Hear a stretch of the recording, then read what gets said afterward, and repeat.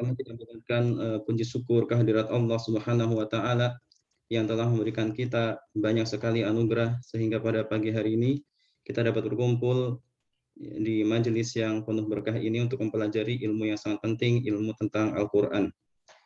Salawat serta salam juga kita panjatkan, kita sanjungkan kepada Nabi kita, Nabi Muhammad SAW, yang berkat petunjuknya kita dapat mengenal Islam seperti sekarang ini. Tayyib,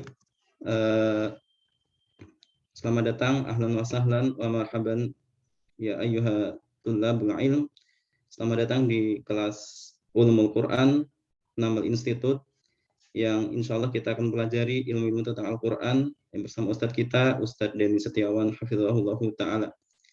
Alhamdulillah Ustadz telah hadir di tengah-tengah kita. Kita sapa terlebih dahulu. Assalamualaikum Ustadz. Waalaikumsalam warahmatullahi wabarakatuh. Bagaimana kabar antum Ustadz? Alhamdulillah. Semoga sehat selalu ya. Amin. Sebelum kita lanjutkan, ada beberapa hal yang ingin disampaikan oleh panitia berkaitan dengan Namal Institute dan Ulumul Quran kelas yang insya Allah akan disampaikan oleh Al-Akh Muhammad Zidan Hafizahullah Ta'ala. Untuk Akhi Muhammad Zidan kami persilakan. Ya. Terima kasih Ustaz Ikhwan atas kesempatannya. Assalamualaikum warahmatullahi wabarakatuh. Alhamdulillahi wa kafa wassalatu wassalamu ala nabiyil mustafa wa ala alihi wa sahbihi al-sidqi wal wafa. Sabahul khair ya semuanya, talabul ilm. Ahlan wa sahlan. Izinkan saya perkenalkan diri. Nama saya Muhammad Zidan, perwakilan dari panitia Namal Institute. Sebelumnya terima kasih atas semangatnya, atas antusiasmenya untuk mengikuti kajian Ulumul Quran kelas 1-on-1 perdana ini.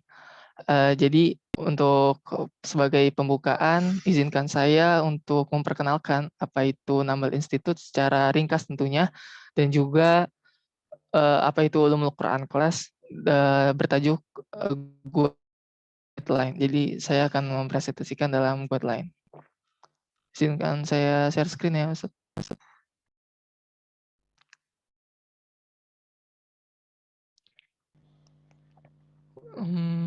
Saya kok nggak bisa share screen ya?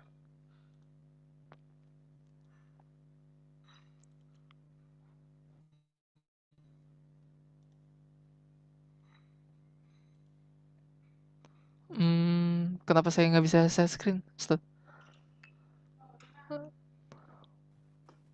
Sudah jadi host kan ya, Zidan? Coba silakan share screen sekarang. Pilihannya ya. Biasanya ada di bawah ini. Nah, bisa. Tadi nggak muncul.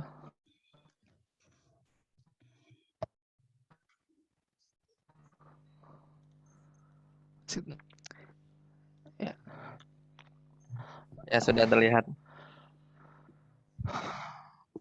Masya Allah.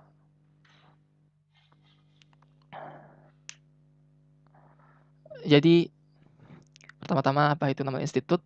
Sebenarnya Namal Institute ini adalah sebuah startup yang diinisiasi oleh Bang Aldi Alfarizi dan kawan-kawan. Intinya adalah sebuah platform edukasi yang menyediakan pembelajaran bahasa Arab dan Al-Quran secara interaktif. Jadi skop pembahasannya itu awalnya adalah bahasa Arab dan Al-Quran ya. Mungkin kalau kita lihat ke belakang ada kajian hadis ya, itu mungkin sebagai pembaharuan.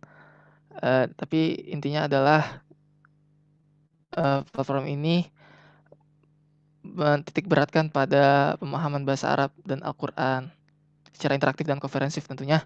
Dan interaktif dan konferensif ini bisa dijawantahkan menjadi sebuah pembelajaran yang fleksibel dan teratur secara dari rujukan dari kitab-kitab para ulama. Mungkin itu saja secara singkatnya. Kalau masih ada yang penasaran bisa diikuti di Instagram dan bertanya pada kontak person yang ada.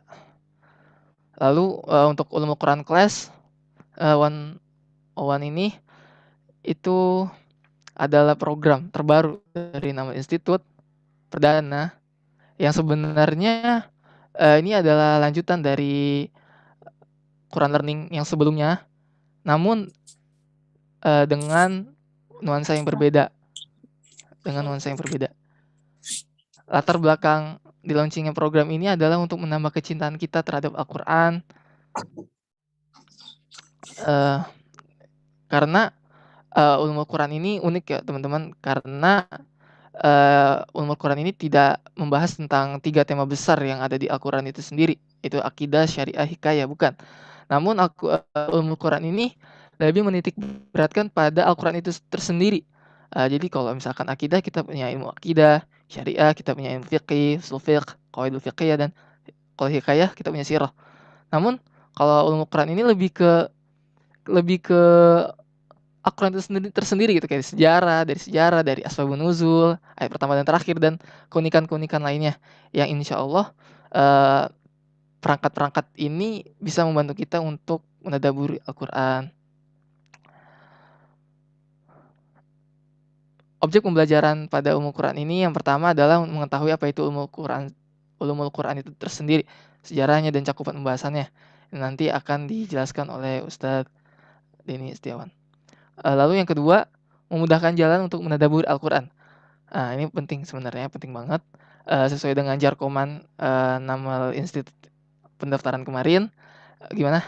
Mengutip surat Muhammad ayat 24, afala yatadabbaruna al-Qur'ana am ala qulubin aqfaluha, kata Imam Al-Baghawi dalam Imam Qurtubi, Imam Qurtubi dalam kitab tafsirnya Jamil Ahkamil Quran, beliau ngomong gini, jadi untuk dia menafsirkan ayat ini dengan ala wujubit tadabburi fil Qur'ani liyu'rafa ma'nahu. Wajib bagi kita, wajib atas kita untuk menadaburi Al-Qur'an beserta dengan maknanya. Mungkin nadaburi ini punya keunikan tersendiri daripada tafsir, karena kalau tafsir itu hanya ada batasan, ada syarat-syarat orang yang bisa menafsirkan Al-Quran. Namun kalau untuk menadaburi Al-Quran tidak perlu syarat-syarat seribet penafsir gitu. Kita bisa menadaburi Al-Quran, kita bisa menadaburi dengan cara yang simpel, dengan cara yang unik sekalipun, dan itu perangkat-perangkat untuk menadaburi Al-Quran insya Allah ada di program Ulumul Quran Class.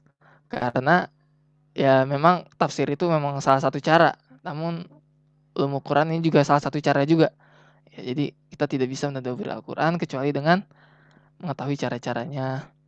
Lalu untuk poin ketiga, menambah keyakinan kecintaan terhadap Al-Quran.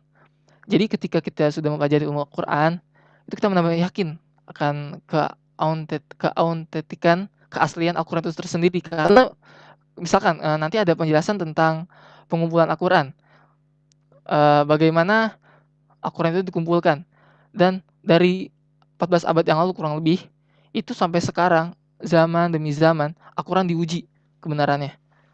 Banyak di luar sana berargumen bahwa Al-Quran itu kita fiksi, misal. Masya Allah, subhanallah. Al-Quran itu banyak perdebatan di dalamnya, banyak perselisihan, banyak perbedaan. Misalkan saja ada qiraat. Lah kok ada qiraat sih gitu. Misalnya, kok berbeda sih? Nah, insya Allah dipelajarin di ilmu Quran. Namun ini awal ya teman-teman. Ya, awal ini mungkin belum belajar ke situ, nanti bertahap. Karena memang ini sudah dijelaskan di guideline UKIC 101 ini sebagai awalan. Jadi dasar-dasarnya terlebih dahulu.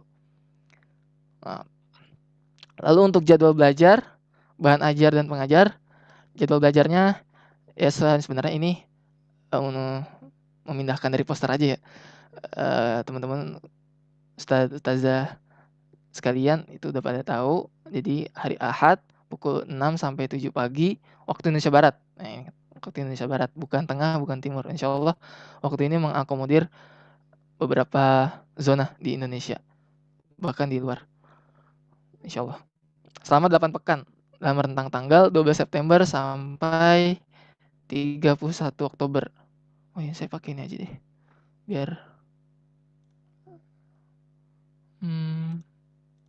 Nah, ada 2 kitab yang dijadikan rujukan, yakni rujukan primer menggunakan kitab Mabahits fi Ulumul Quran karya Syekh Manna Al-Qattan, wafat tahun berapa? Ada yang tahu nggak? Tahun 1999 Masehi. Dan juga rujukan sekundernya menggunakan kitab Hidayatul Mannan, Syarah Al-Bidayah fil Ulumul Quran karya Syekh Sami bin Bali, masih hidup, hafizahullah taala. Kemudian pengajar dalam kelas ini yaitu Ustadz Denny Setiawan, hafizahullah. Mekanisme kelas, lanjut kita ke mekanisme kelas. Tempatnya Zoom Premium. Mohon maaf untuk Ustadz dan teman-teman sekalian bahwa ada pergantian tempat untuk kita belajar. Yang sebelumnya di poster itu tertulis Google Meet, namun di tengah diskusi dan ya panitia mempertimbangkan untuk menggunakan Zoom Premium karena alhamdulillah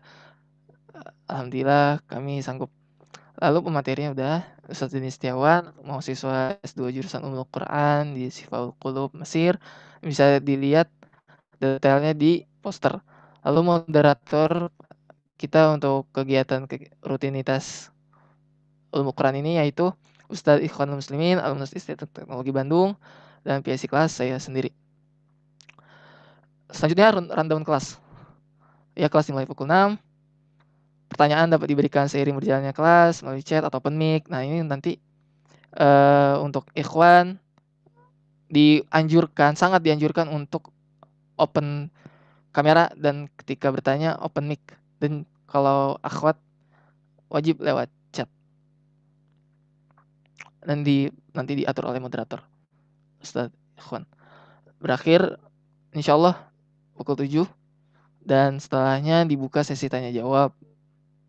Nah, detailnya nanti bisa dijelaskan oleh moderator.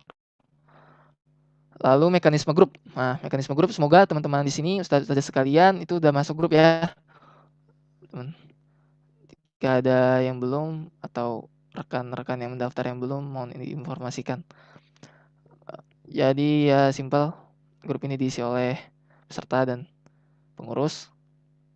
Aktivitas yang diizinkan diantaranya perkenalan boleh sebenarnya, cuma boleh aja, nggak wajib. Silakan tanya jawab dan diskusi. Tidak diperkenankan menyebar broadcast apapun ke dalam grup.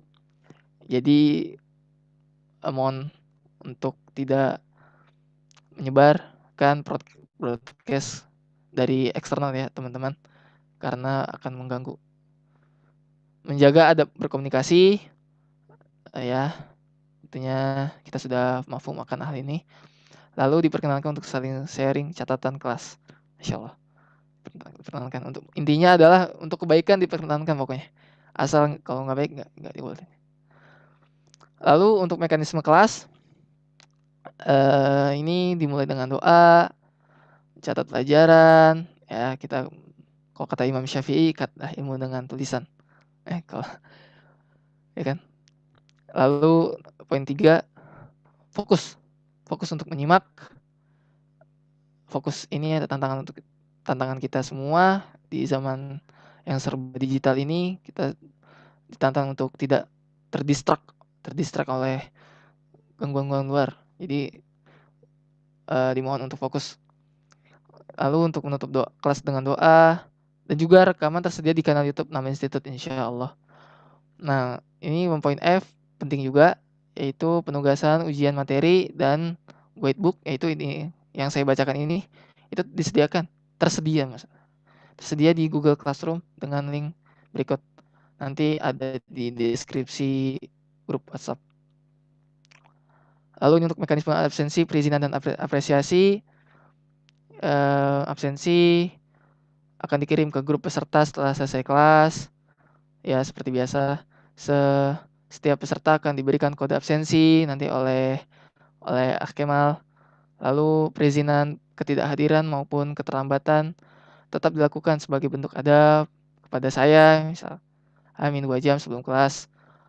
Lalu sertifikat akan diberikan kepada peserta yang memiliki kehadiran di atas 75%. 75% berarti dari 8 pertemuan berapa tuh? Ya kurang lebih 6 sampai 7 lah.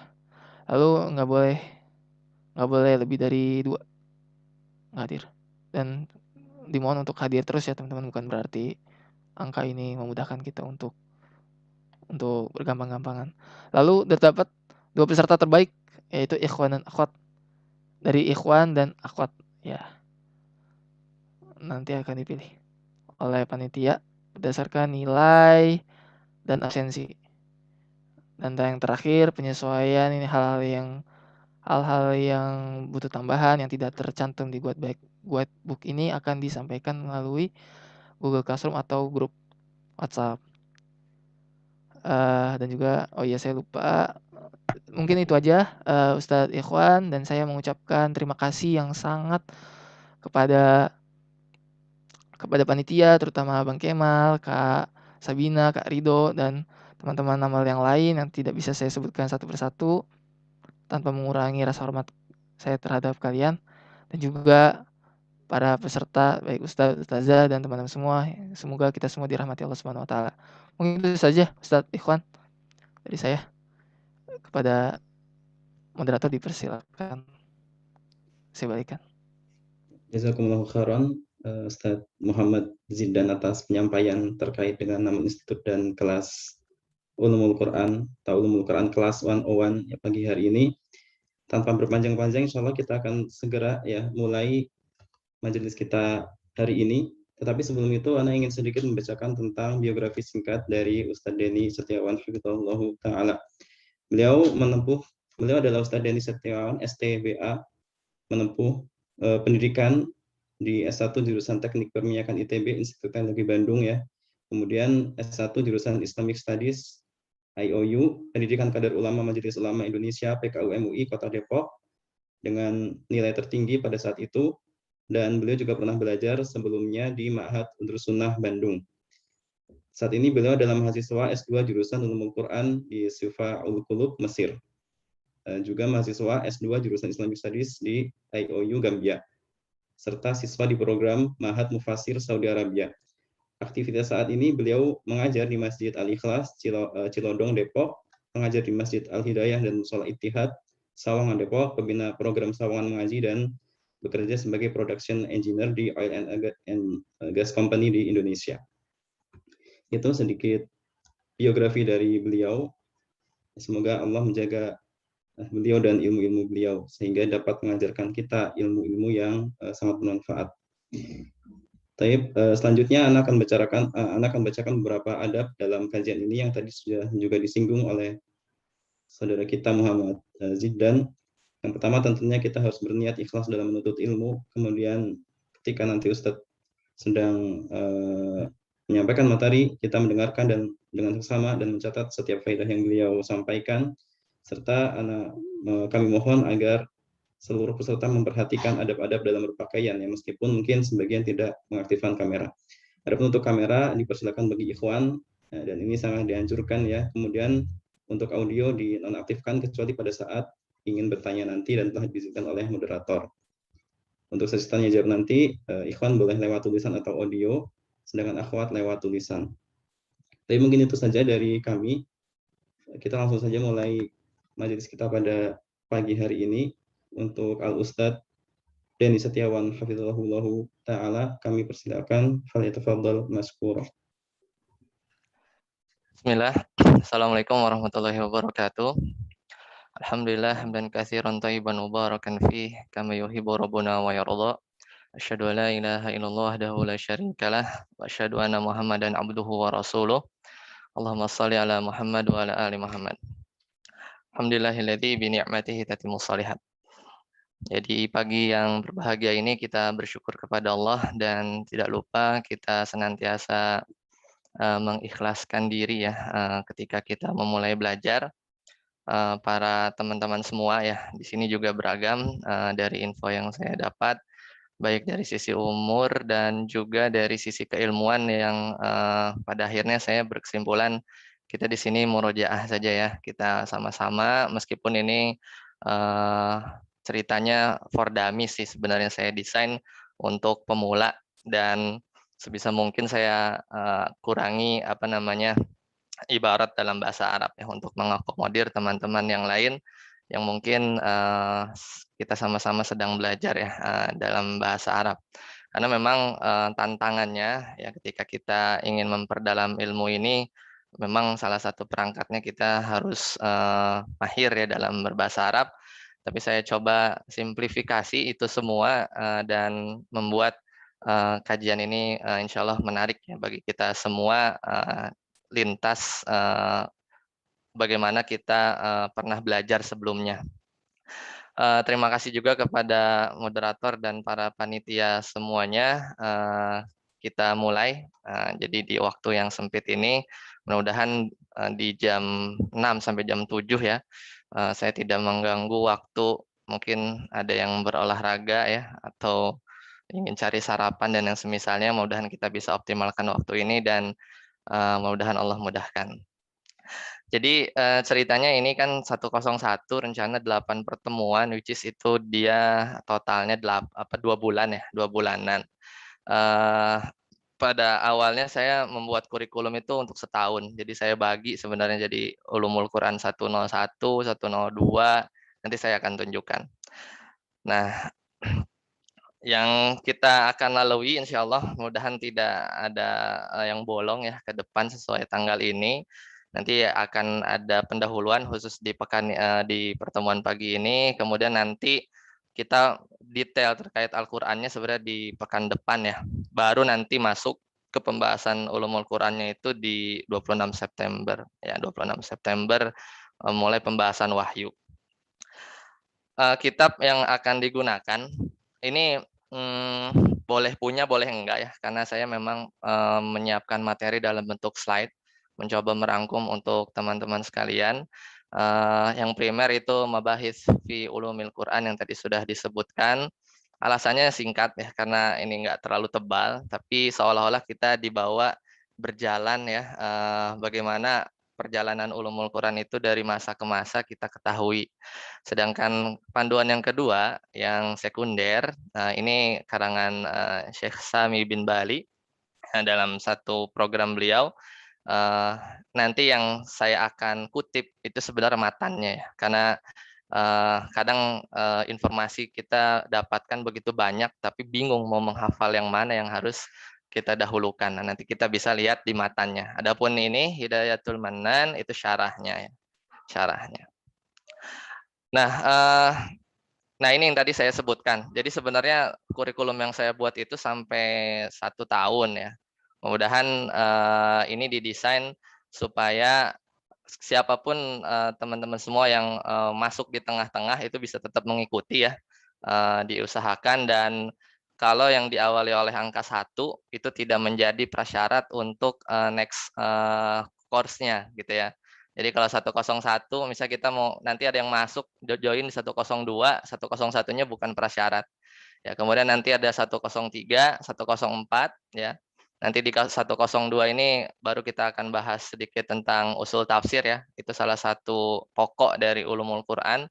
Kemudian nanti dilanjutkan lagi 103. Nah, 104 ini mulai istilahnya boleh dibilang tingkat levelnya sudah menengah lah.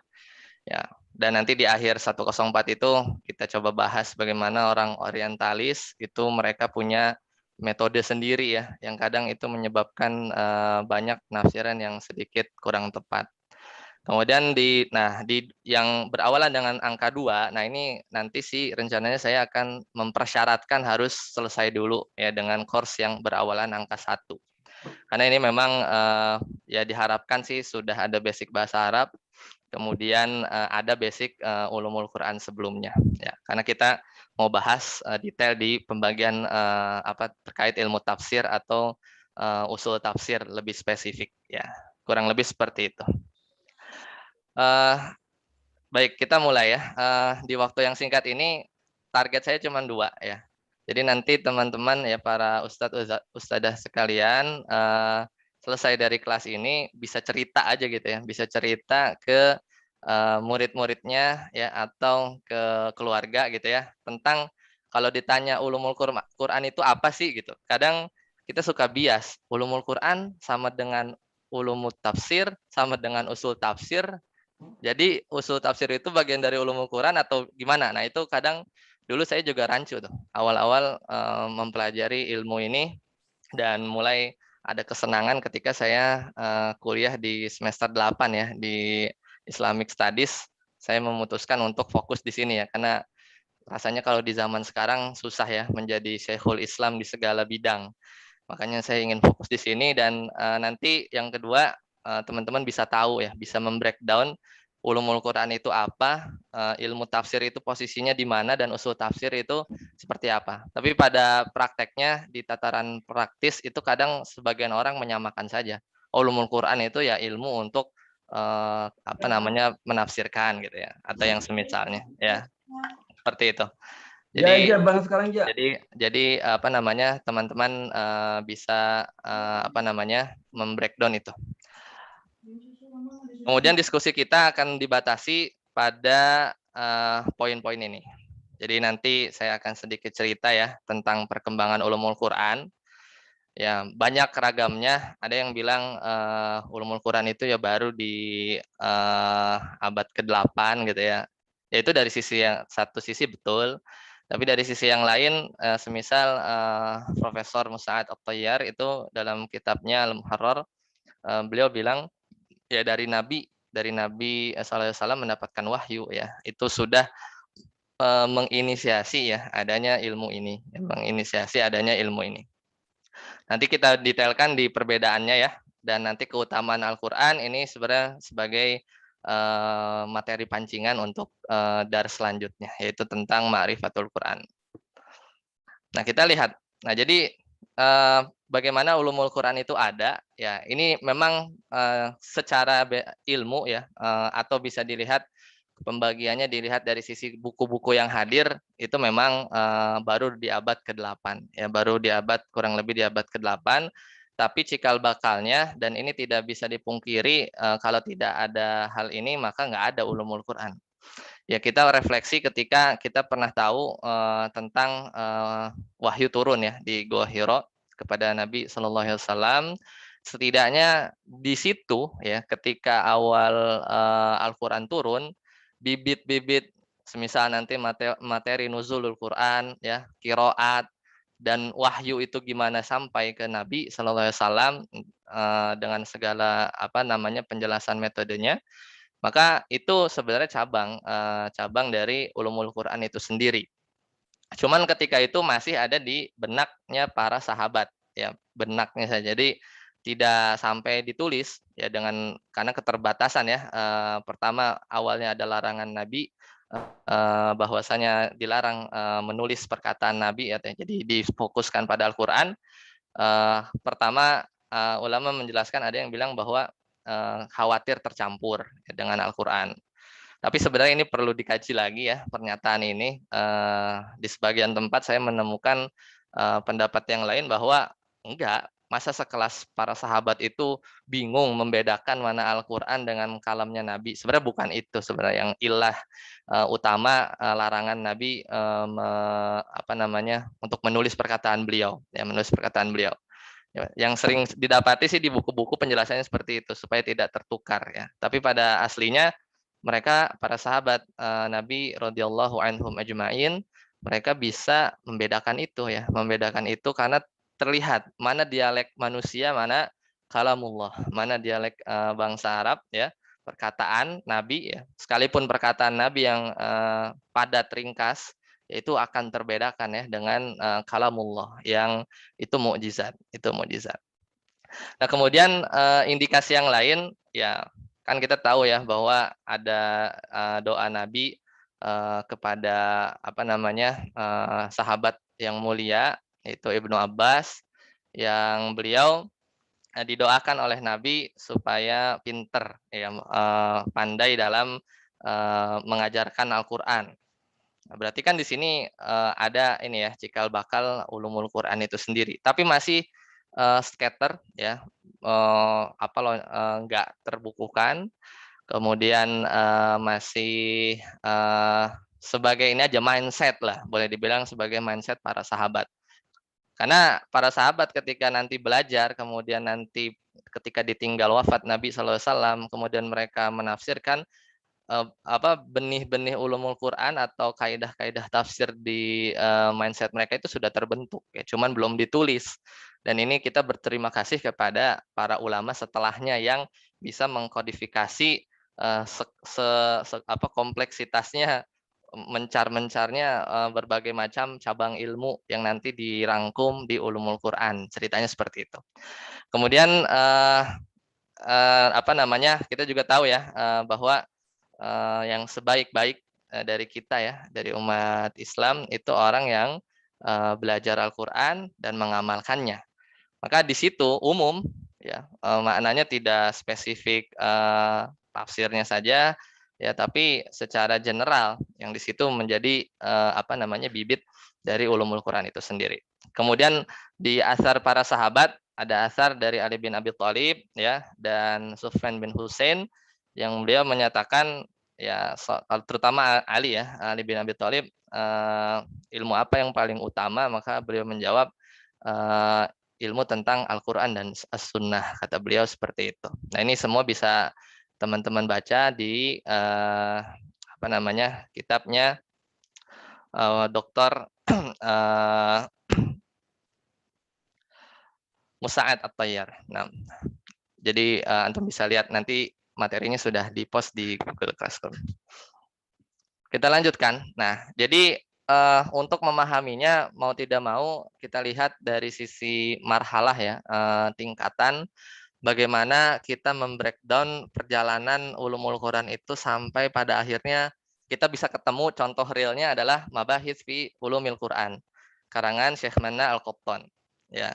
Jadi kita ambil ujungnya saja ya, karena kalau kita langsung di atas itu rada jelimet ya, dan banyak dan perlu waktu tentunya. Nah, di tingkatan pertama, jadi kalau kita berbicara ulumul Quran itu kan tadi kalau kita lihat di silabusnya itu kan ada Makkiyah, Madaniyah, kemudian ada Asbabun Nuzul ya, kemudian ada Ghoribil Quran ya, ada Al-Wujuh wan Nadhair dan yang semisalnya nasikh mansuh. Itu masih tercecer lah, boleh dibilang tercecer, nyempil-nyempil di buku-buku tafsir. Ya, jadi di tingkatan pertama ini ya, dari awal wahyu turun sampai 200-an Hijriyah ya, yang klasik ya, dari yang sebelah kiri ini ya, riwayat dan penulisan tafsir itu terjadi di tingkatan ini. Jadi Ibnu Abbas, Mujahid ini sebenarnya ya, beliau ini Mujahid muridnya, murid yang paling menonjol dari Ibnu Abbas ya, didapati tulisan-tulisan atau riwayat-riwayat yang beliau ini menafsirkan Al-Quran. Tapi tidak didapati buku lengkap gitu ya. Meskipun saya pernah ketemu ada tafsir Ibni Abbas tercetak gitu. Tapi kalau saya baca yang lagi ya dari penelitian magister di Ulumul Qura ya nggak ada sebenarnya yang komplit kamilah tafsir Ibnu Abbas itu established gitu ya. Jadi kita dapatnya dari riwayat-riwayat di buku-buku yang lain gitu. Oh, itu mengindikasikan atau itu merupakan indikasi bahwa Ibnu Abbas atau Mujahid ya, yang wafat di tahun 68 dan 104 Hijriah ini pernah berkomentar atau memberikan tafsirnya terhadap berbagai ayat. Ya. Ada satu risalah kalau nggak salah magister atau doktor yang beliau itu mengumpulkan, saya lupa namanya, mengumpulkan semua riwayat tapi disusun berdasarkan urutan Al-Quran. Nah, itu kan jadi bagus tuh. Jadi dari Al-Fatihah, kalau nggak ada ya dikosongin, kalau ada nanti ada tafsirnya gitu ya. Tapi khusus dari Ibnu Abbas. Itu nanti mudah-mudahan bisa saya share dan cukup tebal. Nah, kemudian mulai di fase ini ya, masih di tingkatan pertama yang sebelah kiri ya, penulisan tafsir secara lengkap ya. Tapi sayangnya ya, sebagiannya tidak kita temui atau matbu ya, tercetak seperti itu. Nah, tentu dalam penafsiran kalau memang langsung komentar ya, langsung komentar misalnya ketika itu kan Nabi ketika mendapatkan wahyu, Allah Ta'ala berfirman di surat Al-An'am ya. A'udzubillahi minasyaitonirrajim. Alladzina amanu wa lam yalbisu imanahum bizulmin ulaika lahumul amnu wa hum muhtadun. Surat Al-An'am ayat 82 ya. Ketika orang-orang yang beriman ya, alladzina amanu wa lam yalbisuna imanahum, tidak mencampurkan keimanan mereka bizulmin ulaika lahumul amnu, mereka itu yang dapat keamanan, maksudnya di akhirat atau di dunia, wahum muhtadun, dan mereka yang mendapatkan petunjuk baik di akhirat atau di dunia. Nanti ini di tafsirnya teman-teman bisa baca ya, apa makna keamanan di akhirat dan keamanan di dunia. Tapi yang digarisbawahi adalah para sahabat dengar, bizulmin, orang beriman yang tidak mencampurkan keimanan mereka dengan kezoliman. Wah, susah ini, siapa orang yang nggak zolim ya, dari diri kita, itu di kelas sahabat ya. Itu yang dipahami mereka. Ini menunjukkan bahwa Al-Quran ketika turun pun perlu proses ya, mencerna gitu, dan perlu diajarin. Makanya ada proses talaki ya, antara para sahabat dengan Nabi SAW.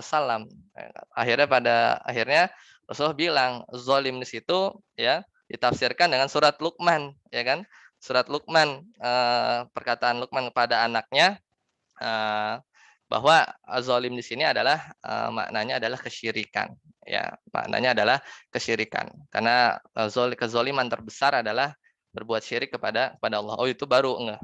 Tapi ada yang bertahan dengan penafsiran itu, misal Umar ya, bahwa ya Umar menafsirkan ya zolim, tak membunuh atau memukul atau yang lain ya tetap berlaku ya. Jadi masih berjalan gitu ya. Di situ ada ijtihad, kemudian ada pemahaman yang dikoreksi oleh Nabi, dan pemahaman yang boleh dibilang ya tetap berjalan dan selama itu tidak bertentangan ya. Jadi kalau Umar radhiyallahu anhu masih memahami itu zolim ya zolim, maksudnya perbuatan zolim umum, termasuk juga berbuat kesyirikan dan yang semisalnya dari kezoliman yang kita pahami ya. Tapi lebih spesifik, ini contoh tafsir Al-Quran dengan Al-Quran ya, ditafsirkan dengan surat Luqman ayat 13. Nah, model-model seperti itu selama tidak tidak berkontradiksi sangat jelas, maka itu biasa ya. Kalau di tafsir itu khilafnya khilaf tanawu ya, tidak seperti di pembahasan fikih gitu. Nah, baru di sini juga ada spesifik pada satu tema tertentu ya, misalnya Ad-Dhahhak menulis tentang Makkiyah Madaniyah, Hasan Al-Basri, Az-Zuhri, ini penulisannya sama ya. Masih lihat ya, tahun wafatnya masih under 200 Hijriah ya. Nasikh dan mansukh ya. Itu juga sebagian para ulama ketika itu menulis terkait pembahasan ini tersendiri bukan di embedded dengan buku tafsir gitu ya, buku tafsir. Jadi memang sengaja nulis Makkiyah Madaniyah, Nasikh Mansukh gitu ya. Kemudian yang lanjutannya 1-2 ya. Al-Wujuh wan Nadhair, ini membahas tentang lafaz-lafaz yang lafaznya sama tapi banyak kita ketemukan di Al-Qur'an tapi maknanya beda ya. Maknanya beda. Semisal contoh realnya itu lafaz ummah. Ummah itu ada banyak kalau antum buka di kitab Al-Wujuh wan Nadhair ya. Yang paling klasik itu Muqatil bin Uslaiman. Itu salah satu muqarrar juga ya di perkuliahan S2. Contoh lafaz ummah tadi ya. Ummah itu kan bahasa Indonesianya umat. Tapi banyak, bisa maknanya thaifah, golongan, bisa maknanya imam. Semisal firman Allah Ta'ala, Inna Ibrahim kana ummatan qanitan lillahi hanifan. Inna Ibrahim kana ummah. Ya, itu maksudnya imam ya. Tapi di sisi lain ummah ada maksudnya milah. Milah itu agama ya. Seperti semisal firman Allah, bal qalu inna wajadna aba'ana ala ummatin ya. Kami mendapati bapak-bapak kami ala ummatin, di atas umat, maksudnya di atas agama gitu kan. Kemudian satu lagi perkataannya Yusuf kalau tidak salah ya, ummah ini maknanya zaman ya, hikayah tentang cerita Nabi Yusuf ya. Wadda karoba da ummah. Wadda karoba da ummah. Ummah di sini maknanya zaman ya, atau tahun. menunggu beberapa tahun kan Nabi Yusuf alaihissalam berpisah ya kepada bapaknya. Kemudian ayat mutasyabihat al-Kisai ini Imam Nahwu ya. Jadi kurang lebih seperti itu di tingkatan pertama. Jadi masih scatter nih. Meskipun nanti di ujungnya digabung-gabungin, dipisah-pisahin dan digabung-gabungin sebenarnya sama para ulama. Dan ini pergerakannya kalau di-compare dengan fikih, akidah, kemudian ilmu hadis, ini lambat. Ini lambat. Itu juga yang memotivasi saya untuk masuk di sini sebenarnya di Ulumul Quran, selain dalam tanda kutip kebermanfaatannya real gitu ya, bukan ilmu yang lain tidak real, tapi kayaknya kurang gitu ya para ulama, atau bisa dilihat kalau di engineering atau science itu kan bisa dilihat tuh berapa publish paper yang terlihat dari tahun ke tahun kan. Kalau stagnan berarti kan research-nya kurang gitu. Nah, kurang lebih seperti ini di-compare dengan yang lain termasuk lambat ya, dengan ilmu-ilmu keislaman yang lain. Jadi mudah-mudahan teman-teman tertarik ya. Kemudian tingkatan kedua di 200 Hijriah sampai 794. Nah, di sini ada nih buku tafsir yang fenomenal At-Tabari. Nanti kita punya bahasan khusus bagaimana kita melihat logikanya beliau ketika menafsirkan Al-Qur'an ya. Kalau nggak salah tadi di 104 ya atau 201. Nah, ini udah sudah jadi buku tafsir dari Al-Fatihah sampai habis. Cuman kalau dibuka di muqaddimahnya itu kayak lagi baca buku usul tafsir lah, boleh dibilang seperti itu, atau ada pendahuluannya, which is itu ulumul Quran di situ. Ya, jadi menyempil pembahasannya di muqaddimah. Ya, muqaddimahnya aja itu jadi ilmu tersendiri kan. Jadi masya Allah ya. Jadi demikianlah adanya di tingkatan kedua. Ya. Kemudian juga terbit ya nggak tahu terbit atau tertulis ya, makhtutoh ya, ditulis lah pembahasan secara parsial. Jadi masih meneruskan dari tingkatan pertama. Jadi ada Fadail Al-Qur'an ya, tentang keutamaan Al-Qur'an, takwil atau tafsir Al-Qur'an yang sulit-sulit ya. Kemudian nasikh wal mansuh masih diterusin ya. Jadi nasikh dan mansuh ini bab yang harus diketahui oleh penafsir ya. Jangan sampai kita malah masih memakai ternyata nas yang sudah dimansuh. Dan ini penting bagi ahli fikih sebenarnya ya. Dia udah punya pendapat ternyata basicnya itu mansuh jadi kagak jadi itu pendapatnya. Jadi kurang kuat. Nah, kemudian munculnya kitab tafsir yang penyusunannya sesuai dengan urutan pembahasan ulumul Quran. Nah, ini menarik nih. Jadi ulumul Qurannya berarti sudah ada gambaran, tapi masih bayang-bayang. Ya, masih bayang-bayang. Kemudian di situ disisipi tartibnya dengan pembahasan tafsir. Ya, ini muncul di tahapan kedua. Ya, muncul di tahapan kedua dan seterusnya ya. Ini bisa dilihat di Al-Muharrar ya. Kemudian tingkatan ketiga, nah di sini mulai mendekati fase kita nih ya. Jadi ada ambisius ya, karya yang ambisius yaitu Al-Burhan ya. Fi Ulumil Quran karya Az-Zarkashi ya di tahun 794. Meskipun ada kitab lain Al-Burhan juga namanya Fi Ulumil Quran. Ada yang memperdebatkan Al-Burhan fi Tanzilil Quran. Kurang lebih sama, itu karangannya Al-Haufi. Itu beliau hidup di tahun 330. Berarti ada di tingkatan kedua di sini nih ada salah seorang ulama yang membuat karya Al-Burhan ya. Al-Burhan fi Tafsiril Quran. Ya, karangan terkenalnya Al-Haufi. Terkenalnya Al-Imam Al-Haufi. Itu 30 jilid ya, 30 jilid ya. Kemudian pembahasannya mulai dari mushaf, kemudian kandungan ilmu Al-Qur'an ya, dan seterusnya ya, sampai 30 jilid. Nah, cuman di sini Al-Burhan ini yang beda. Al-Burhan fi Ulumil Quran di tingkatan ketiga ini karangan Az-Zarkashi. Ya, tebalnya cuma 2000-an, enggak cuman babnya atau pembahasannya 49 bab. Ya, 49 bab. Kalau nggak kuat baca ini turun ya, atau diringkas lagi lah. Itu dengan Al-Itqan ini yang sering terkenal ya, sampai di istilahnya kita terekspos dengan Al-Itqan gitu. Kalau ulumul Quran tuh Al-Itqan, bahkan nggak tahu sudah diterjemahkan atau belum ya, Anda belum cek lagi. Nah, ini sumber utamanya Al-Burhan ya. Jadi ini istilahnya kalau di dunia penelitian inilah ya, sitasi gitu ya. Jadi banyak mengutip juga gitu ya. Nah, di sini berarti kan di tingkatan ketiga ini kita melihat sudah apa namanya, sudah jenuh ya perkembangannya. Karena semua yang lahir nanti sampai mabahis fi ulumil Quran, mentok-mentoknya di Al-Burhan fi ulumil Quran Az-Zarkashi.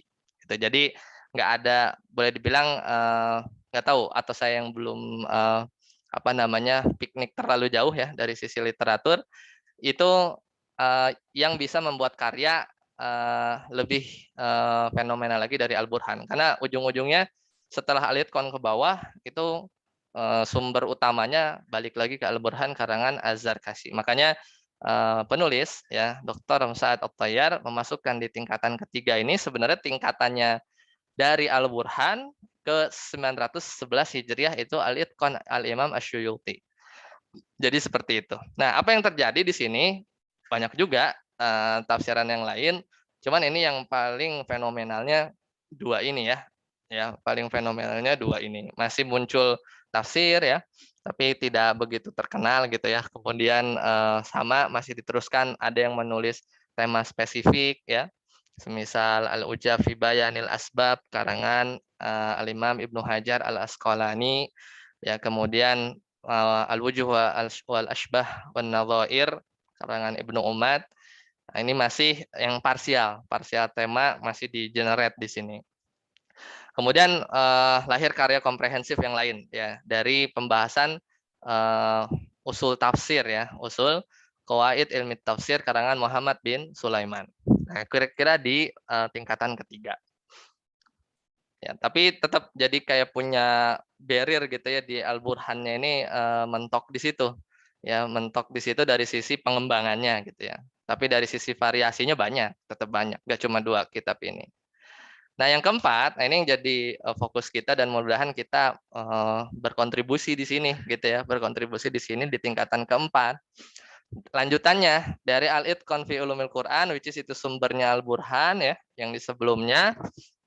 Nah, ke sini ke 1400 yang tanda tanya itu adalah ya kitab ya Syekh Mana Al-Qattan, kemudian Ulumul Qur'annya Dr. Subhi Soleh, kemudian Manalul Irfan ya. Itu diktat-diktat di Al-Azhar dan di Universitas Damaskus ya. Ini kan 1400-an ini kan kalau di-convert di berapa tuh? 1960-an Masehi ya. Ya, kita udah merdeka Indonesia, tapi penulisannya sudah sejauh ini gitu ya. Nggak tahu perkembangannya, nanti kita singgung di Indonesia seperti apa. Nah, di sini mulai itu ya kan, seperti biasa lah, orientalis itu kan mulai apa namanya, mencari celah gitu, mencari celah. Tapi mereka sulit kalau di ulumul Quran. Biasanya orientalis itu masuknya di usul fiqh ya, usul fiqh karena memang logikanya pembahasannya logika. Kemudian di hadis digoyangin sedikit, oh hadis bukan apa namanya, dipertanyakan lah, oh sanadnya begini.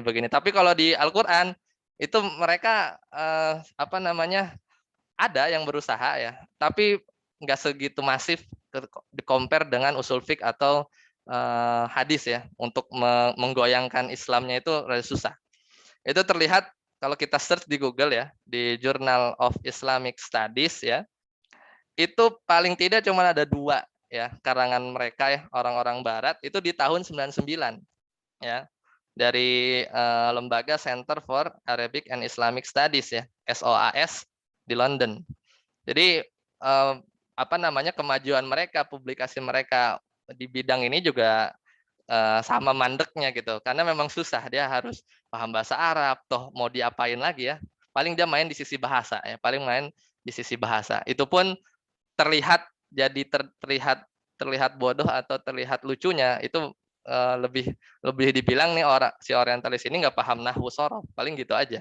untuk membantahnya. Tapi kalau di sisi lain tuh di usul fiqh, di hadis itu memang berat tuh gangguan mereka. Tapi kalau di sini ini cuma ada 2 waktu di tahun 99 ya yang menulis tentang kaidah tafsir. Nah, kemudian di sini ini ya, saya kalau udah di sini saya convert ke Masehi supaya ada bayangan nih. Kan kita merdeka 1945 gitu ya. Sini ada lahir kitab Manahilul Irfan fi Ulumil Quran Az-Zarqani ya. Ini sama Al-Burhan. Ini jadi apa? Jadi mukoror lah di Al-Azhar. Kemudian Mabahis fi Ulumil Quran bukan yang kita pelajari ya atau jadi primer. Itu karangan Dr. Subhi Soleh di 1968. Nah, kita tuh ada apa tuh 1965 di Indonesia tuh ya. Ada fenomena kan, ada event. Ini masih di Al-Burhan. Jadi udah mulai ya. Nah, apakah ini sampai ke Indonesia ketika itu dengan segala keterbatasan komunikasi? Rasanya iya, karena nanti muncul pertama di Indonesia itu kurang lebih di tahun 1950-an. Ya. Ini masih ke Al-Burhan, ya kan relate ya, atau ke Al-Itqan ya. Ini kalau dikonvert ke Masehi itu 1400 ya, beliau Al-Imam Asyuyuti ya. Nah, ini di Damaskus. Nah, yang di sini ini bukan yang terakhir ya, setelah beliau banyak itu Mabahis fi Ulumil Quran. Ini digunakan ya, beliau dulu sempat di Universitas Al-Imam Muhammad bin Saud ya, jadi dosen Fakultas Syariah Bahasa Arab ya di Riyadh ya, di tahun 1958.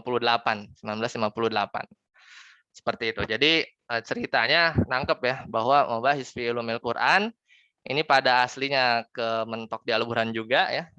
Kalau kita lihat pembahasannya ya, buka aja daftar isinya ya dari kitab ini ya nggak akan jauh-jauh. Tapi makin lama makin ringkas ya. Dari yang 2000 ke 400 ya, turun ke sekitar 400-an lah. Itu disimplifikasi karena untuk pembelajaran di universitas. Seperti itu. Nah, ini Mabahis fi Ulumil Quran karangan Syekh Mana Al-Qattan. Masih di tingkatan yang sama ya. Gimana di Indonesia ya? Harusnya kita berkaca ya bahwa kita paling besar populasinya di dunia ini dari sisi umat muslim. Alhamdulillah ya, yang kita lihat sekarang atau mungkin para ustadz-ustadzah juga merasakan bahwa masif ya, terutama kajian tajwid, tahsin dengan jazariyahnya, tufatul atfalnya ya. Kemudian dengan tafsir-tafsirnya juga ya mulai banyak.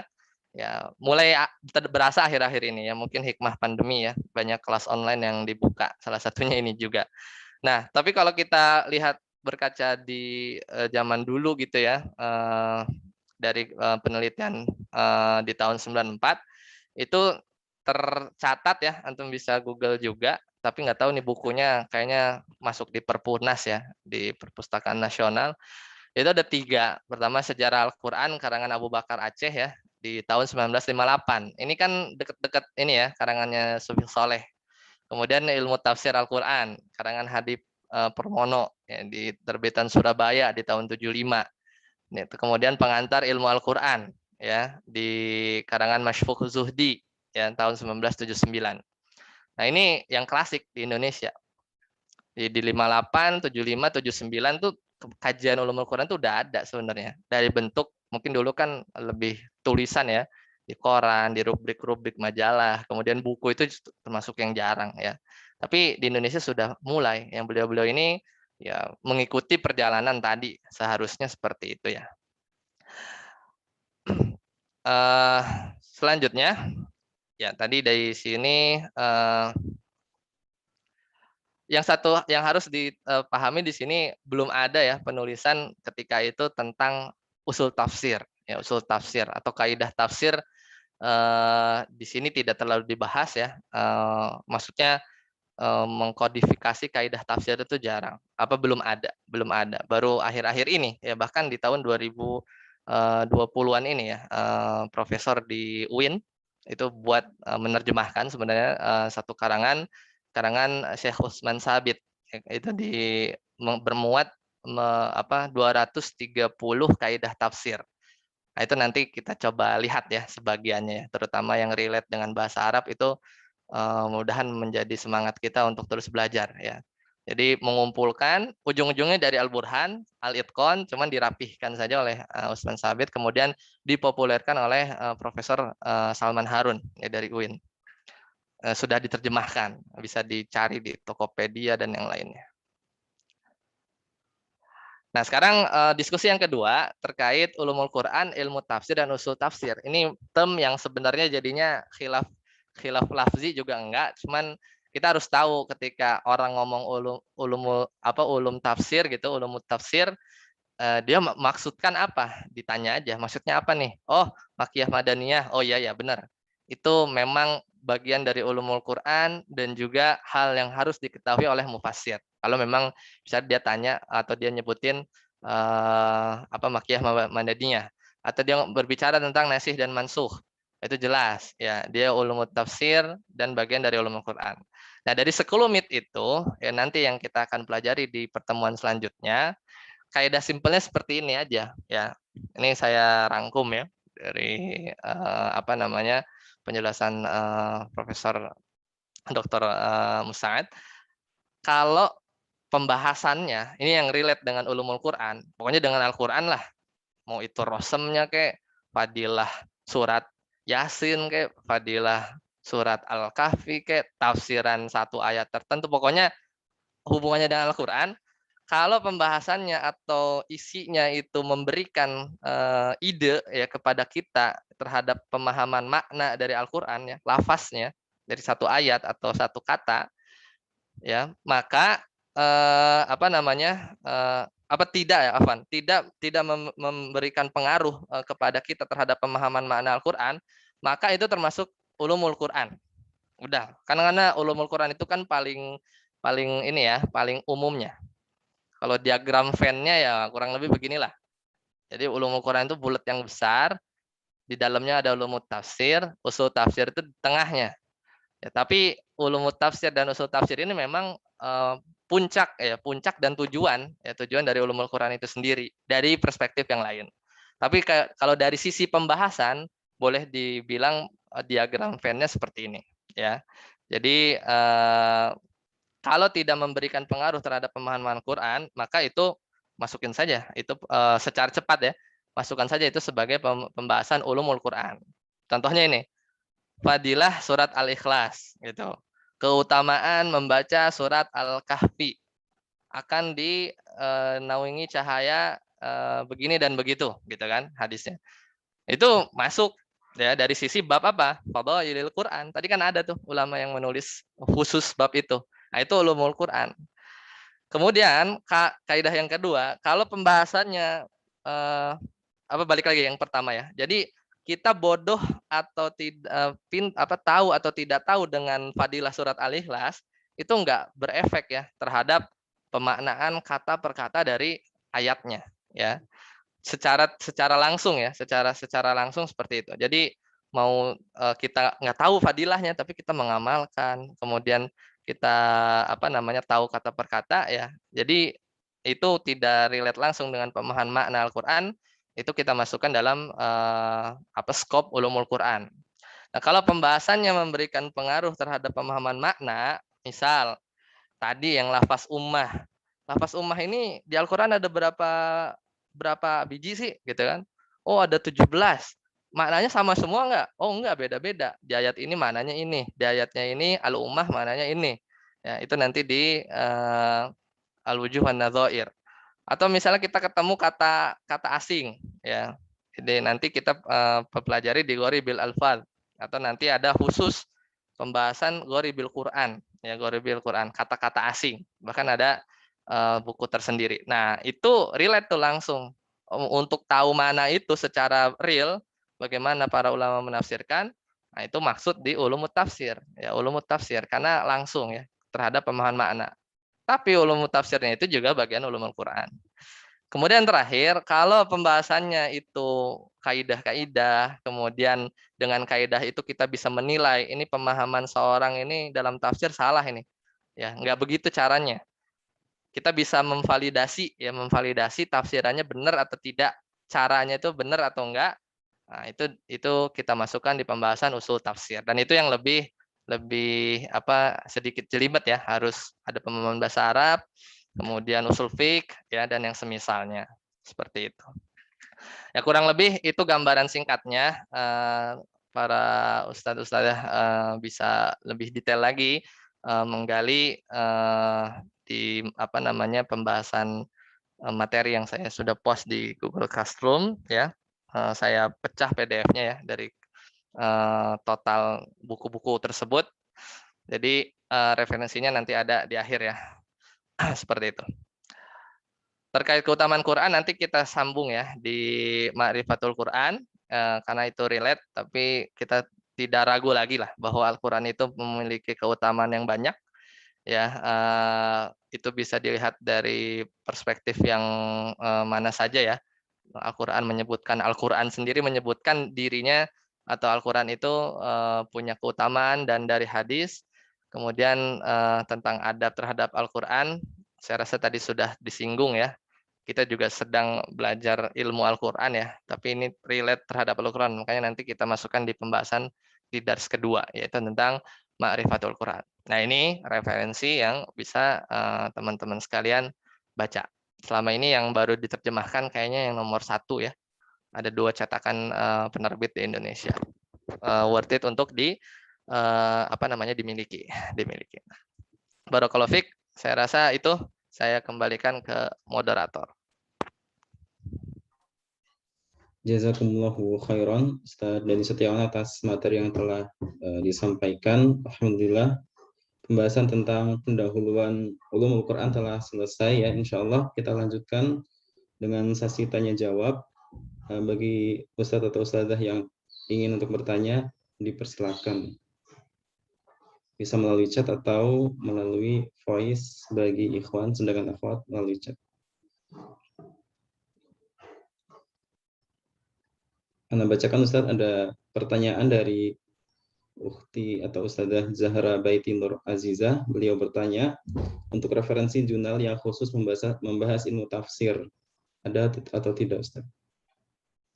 Demikian. Pertanyaan bagus, saya coba share ya sedikit. Sebentar. Yang terlihat masih slide kan ya? Iya, Ustaz.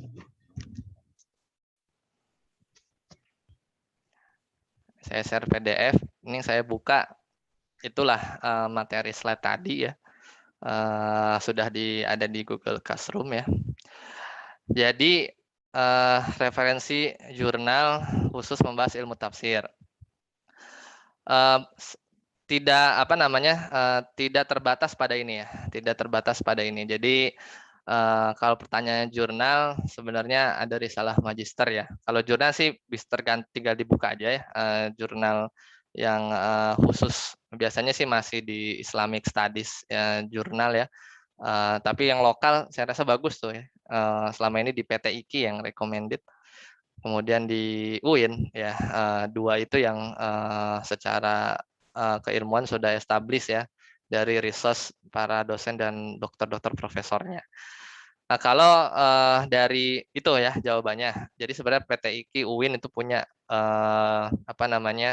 jurnal tersendiri yang teman-teman bisa baca di situ. Bisa searching. Sepertinya bahasa Inggris, sebagian bahasa Indonesia. Cuman di Indonesia termasuk dari 2015 lah yang saya tahu ketika saya coba nyusun skripsi S1 waktu kemarin ya. Itu juga terkait Al-Quran. Ya saya rasa lihat banyak ya kalau di lokal. Mending mulai dari situ dulu. Nah kalau yang disarankan ya ini ya ada fasal khusus dari beliau yang disarankan ini buku ini ya Dirasatun fi Ulumil Quran karangan Profesor Dr. Fahad bin Abdurrahman, which is tampilannya ini sudah ada juga di Google Classroom, tapi sayangnya masih bahasa Arab ya, Kemudian ada 4 lagi nih ya, sepertinya juga masih dalam bahasa Arab ya. Kemudian kalau bahas, nah ini cukup banyak nih ya. Tapi ini yang relate dengan perkembangan ya. Relate perkembangan dengan ilmu Al-Qur'an saja ya. Kalau yang ditanyakan kan ilmu tafsir ya, ilmu tafsir. Nanti itu akan dibahas di dars selanjutnya ya. Itu di dars ke pembahasan tafsir nanti kita lihat dari sisi karangan ulama berbentuk buku.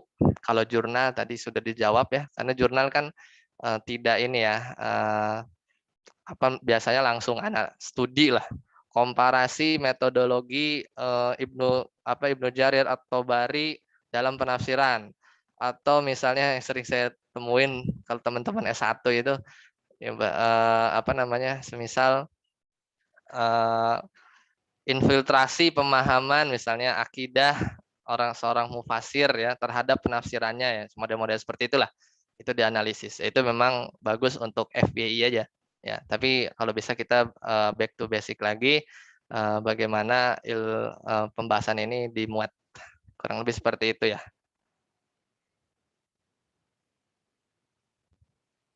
Silakan Ustaz Ikhwan. Baik, apakah sudah jelas? Mungkin jelas ya untuk bukti yang telah bertanya. Selanjutnya Ustaz, ada pertanyaan dari Ustaz Gema Mahardika. Beliau bertanya, Ustaz izin bertanya perihal tadi disebutkan adanya larangan penulisan kalam Nabi ketika beliau masih hidup. Mohon izin dijelaskan syarah hadisnya agar memahami tujuan dan hikmah larangan tersebut. Demikian Ustaz. Ya, pertanyaan bagus. Jadi kan gini, para sahabat itu kan sangat antusias ya mengamalkan Al-Qur'an. Ya, kemudian pokoknya saking ambisius dalam sisi positif ya. Ya, mereka kan tulis di mana aja gitu kan. Kemudian semua yang datang dari Nabi dipelajari, sama lah kalau kita baru tahu sesuatu gitu ya, atau baru ngaji kan semua pengen dilahap gitu kan. Nah, akhirnya Rasul tuh ngerem dan terrefleksikan pada pengamalan mereka ya, pada pengamalan para sahabat yang tidak maju dari ayat satu ke ayat yang lain kecuali ke sebelum minimal 10 ayat lah, baru diamalkan dulu, kemudian seterusnya. Kemudian yang kedua, ini bisa dilihat di sini di Rasatu fi Ulumil Quran ya, Anda lupa halaman berapa. Di situ dijelaskan pertama dari sisi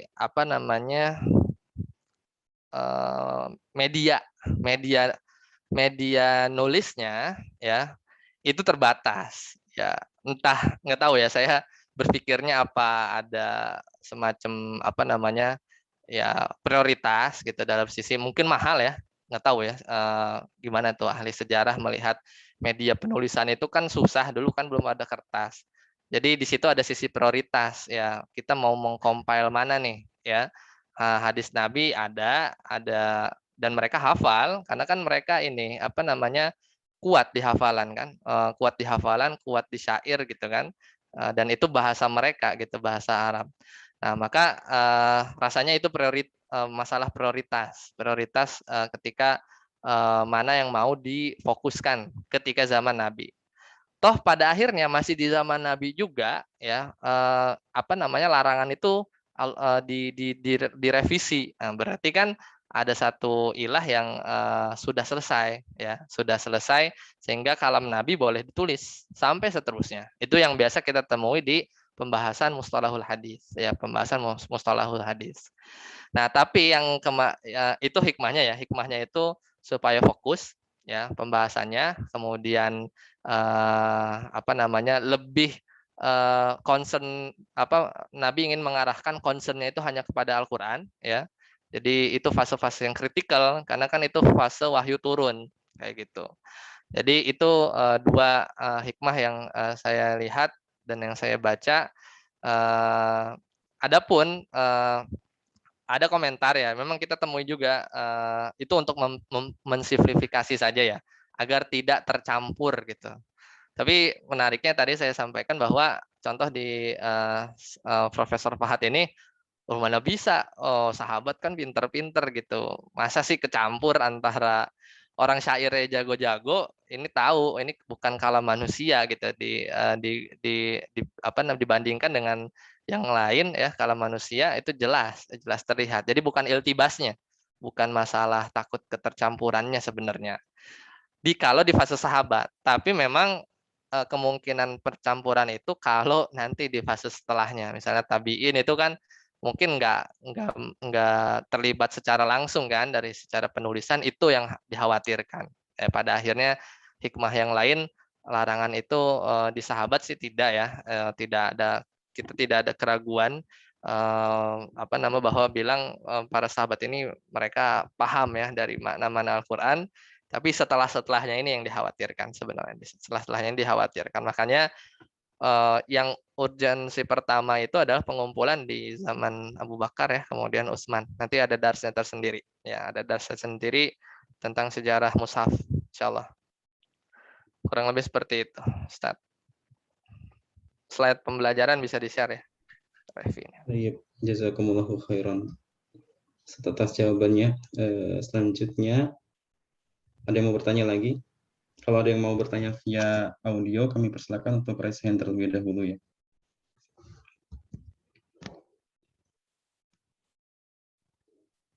Baik Ustadz, mungkin dari Ana ya ada pertanyaan berkenaan dengan ilmu usul tafsir atau ilmu tafsir dan ilmu Quran. Kalau berkaitan dengan Makkiyah dan Madaniyah, itu tadi masuknya ke usul tafsir begitu ya? Makkiyah, Madaniyah. Ya, Ustaz. Nah itu, berarti ini pertanyaan antum. Iya Ustaz. Iya Ustaz. Makkiyah, Madaniyah, ya kalau mau gampang ya ulumul Quran yang jelas kan. Ulumul Quran.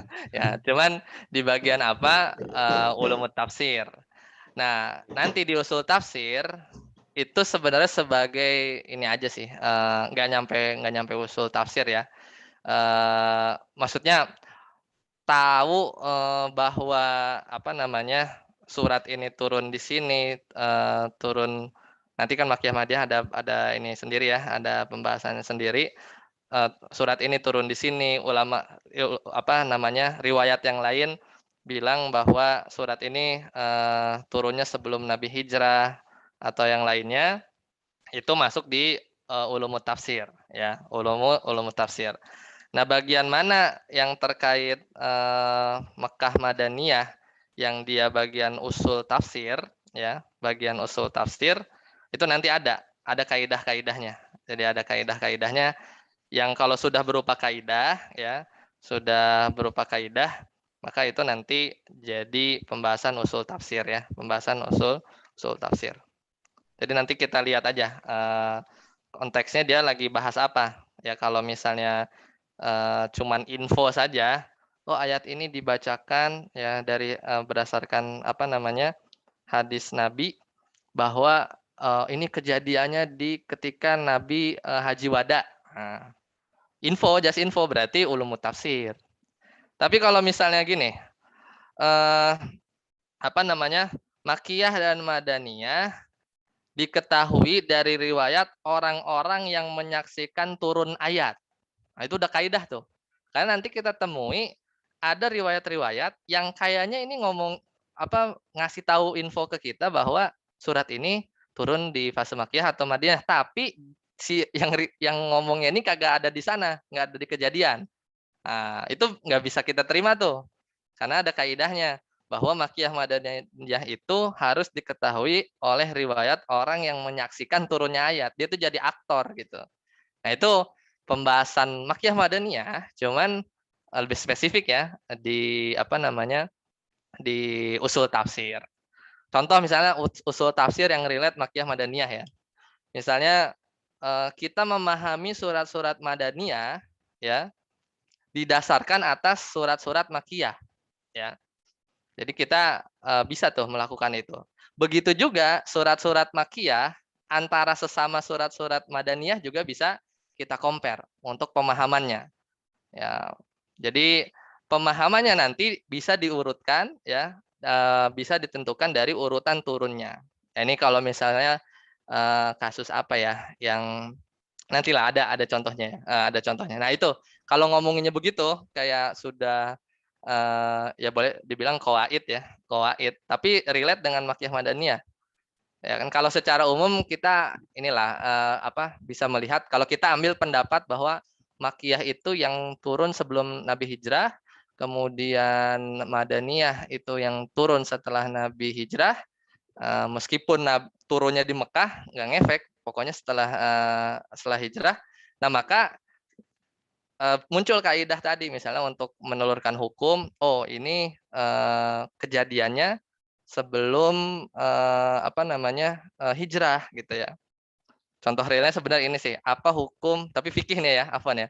Apa hukum membaca bismillah ketika menyembelih gitu kan? Menyembelih.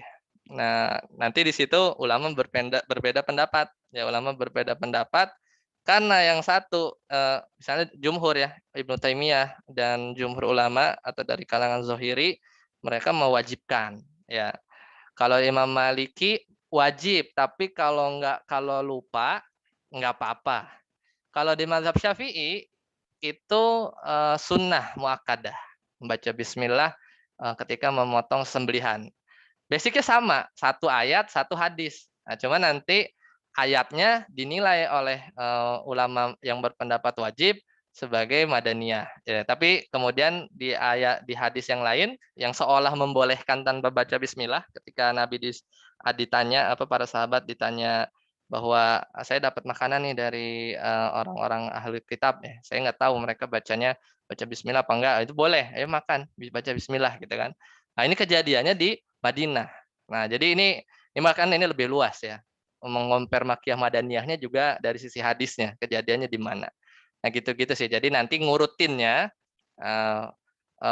pengurutannya itu masuk ke usul tafsir, ya. Adapun hasilnya kita pakai yang mana? Ya umumnya ya yang dipakai adalah yang terakhir kan. Itu karena dia menasakh, menghapus hukum sebelumnya yang datang belakangan. Kayak begitu. Kurang lebih gitu. Jadi memang rada harus bikin gambar ya kayak gitu. Ya, jazakumullah khairan Ustaz. Jadi sebenarnya pemahaman jadi dimasukkan ke ulumul tafsir kan berarti ada pengaruh antara makiyah atau madaniyah terhadap pemahaman makna di Al-Qur'an begitu ya, dan pemahaman makna itu diperoleh dari misalnya urutannya seperti itu Ustaz ya. Ya, betul. Nah, jazakumullahu khairan. Selanjutnya mungkin 2 pertanyaan terakhir Ustaz dari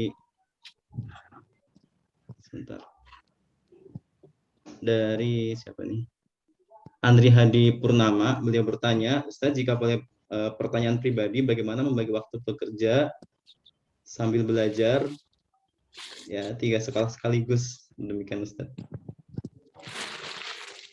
Nah, barakallahu fiik. Di posternya 3, strateginya yang satu saya cuti ya karena nggak kuat ya kan, realistis aja karena kemudian sisa 2 ya yang ulumul Quran sama Mahat Mufassir. Kemudian ini strategi yang sebenarnya jangan ditiru ya. Jadi kalau saya sih prinsipnya saya akan belajar yang memang mau jadi fokus saya. Misalnya inilah contohnya, ini real ya karena kan saya sambil kerja gitu ya. Di semester 3 Sifaul Qulub ya itu ada pembahasan jelas ya, ini kan jurusannya Ulumul Quran. Tapi di situ ada pembahasan bahasa Arab, i'rab gitu kan. Kemudian ada fikih ibadah gitu ya. Apalagi di semester 1 masih ada akidah. Nah, yang begitu-begitu sebenarnya bukan di skip sih bahasanya. Ya saya mengandalkan pemahaman sebelumnya lah. Karena saya pengen tahu karena saya punya waktu untuk cuman belajar di dars ya. Ya sekarang lebih gitulah prioritas ya. Bahkan di sekelas kurikulum di satu universitas gitu ya. Nah, yang kedua ya kita pertama tadi membuat prioritas bahkan mana yang mau kita pelajari ya. Karena kalau memang waktunya cukup sih ya pelajari semua gitu ya. Jadi ya ini tadi makanya saya bilang tidak untuk ditiru dalam artian sebenarnya kalau untuk kasus saya karena ya saya anggap misalnya akidahnya sudah pernah belajar. Jadi simpelnya sih saya langsung ujian aja gitu. Ya langsung ujian ya kalau misalnya dari pemenuhan administratif. Tapi kalau dari sisi ilmu justru saya meluangkan waktunya fokus di satu mata kuliah tertentu yang di situ jadi fokus saya di semester ini gitu. Kurang lebih sih seperti itu ya. Nah, kalau yang di Mahat Mufasir karena itu non degree dan banyak banget materinya, nah itu ada waktu khusus kalau belajar. Karena itu programnya non formal non degree dia, tapi memang banyak sekali tugas baca, tugas baca sebenarnya. Sama menghafal Ghoribil Quran ya. Menghafal kata-kata asing dalam Al-Qur'an. Nah, itu jadi tadi strateginya kalau udah nggak kuat cuti salah satu ya, sebelumnya running 3, kemudian untuk belajarnya pilih yang mana yang mau diiniin, mana mau dikuatkan lebih dulu ya. Dan alhamdulillahnya ini dengan catatan ya, materinya itu kita punya rekamannya ya. Seperti itu. Karena memang kita punya keterbatasan waktu. Nanti kita bisa perdalam lagi di lain kesempatan atau di semester selanjutnya gitu. Kurang lebih gitu sih kalau realnya. Baik, jazakumullah khairan Ustaz. Mungkin demikian saja ya pertanyaan yang bisa kami bacakan karena keterbatasan waktu pada pagi hari ini sudah lebih dari jam 7.20. Insya Allah kita akan lanjutkan materi kita di pekan depan membahas tentang Ma'rifatul Quran bersama dengan Ustadz kita, Ustadz Denny Setiawan Hafizahullah Ta'ala. Mengucapkan jazakumullah khairan kepada Ustadz Denny yang telah menyampaikan materi yang luar biasa pada pagi hari ini, juga kepada seluruh Ustadz dan Ustadzah pada pertemuan pagi hari ini yang telah menyimak dengan seksama. Kami ucapkan jazakumullah khairan. Dan mungkin kami ingatkan, terakhir ya kami ingatkan bagi Ustadz dan Ustadzah sekalian untuk bergabung ke Google Classroom yang telah di-share di grup WhatsApp. Kemudian nanti materi beserta kuis, latihan mungkin akan di-share di sana ya. Sekarang sudah ada materi, Ustadz Denny telah men-share, membagikan kitab yang menjadi rujukan kita pada kelas kita UKC 101 ini. Demikian mungkin dari kami, jika ada kekurangan kami mohon maaf, dan kami ucapkan jazakumullah khairan sekali lagi. Subhanakallahumma wa bihamdika asyhadu an la ilaha illa anta astaghfiruka wa atubu ilaik. Wassalamualaikum warahmatullahi wabarakatuh. Waalaikumsalam warahmatullahi wabarakatuh.